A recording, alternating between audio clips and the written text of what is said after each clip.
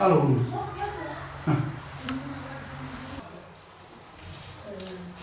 Öncelikle hepsinden Allah razı olsun. Mağdur durumdayken bana destek çıktılar. Eşim cezaevinde, benim bir küçük kızım vardı. Mağdur durumdaydım bu kışın ortasında. Gıda yardımı, halı olsun, eşya olsun, o tarz yardımlarda bulunarak bana yardımda bulundular. Allah hepsinden razı olsun. Herkese teşekkür ediyorum. Kervan'da kalıyoruz biz. Kervan'ın yetkilisindeyim. Bize böyle bir mağdur ailenin olduğunu söylediler. Tespit komisyonlarımız gelip evlerine baktılar. Gerçekten mağdur olduğunu gördük. Siz de zaten çekimlerde gördünüz. Mağdur bir ailedir.